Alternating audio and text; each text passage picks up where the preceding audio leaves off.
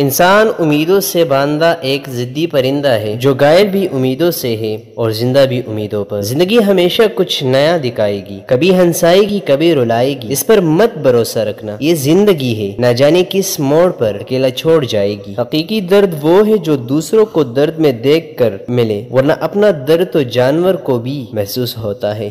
دنیا میں کچھ حادثے ایسے ہوتی ہیں جو سمجھا دیتی ہیں کہ ماں باپ کے سوا کوئی مخلص نہیں ہوتا۔ مضبوط ترین ہوتے ہیں وہ رشتے جہاں عیب گنے نہیں چھپائے جاتے ہیں۔ کچھ خاص لوگ ہی وجہ زندگی ہوتے ہیں جن کے بغیر بڑی دنیا خالی خالی لگتی ہے۔ وہ رشتے کبھی نہیں ٹوٹتے جن میں دونوں طرف نبھانے کی چاہت ہو۔ سمجھدار وہ نہیں جو زیادہ لکھا پڑھا ہو، بلکہ اصل سمجھدار وہ ہے جسے یہ ہنر آتا ہو کہ کسی سے کہاں پر کن الفاظ اور کس لہجے میں بات کرنی ہے۔ کبھی کبھی چپ رہنا شکایت کرنے سے زیادہ بہتر ہوتا ہے، کیونکہ جن کو ہماری شکایت سے فرق نہیں پڑتا ان کے سامنے اپنے الفاظ ضائع کرنے کا کیا فائدہ۔ زندگی میں دو لوگوں سے دور رہنا، ایک مصروف اور دوسرا مغرور، کیونکہ مصروف اپنے مرضی سے بات کرے گا اور مغرور اپنے مطلب سے یاد کرے گا۔ زندگی میں بہترین رشتہ وہ ہی ہے جہاں ناراضگی کے بعد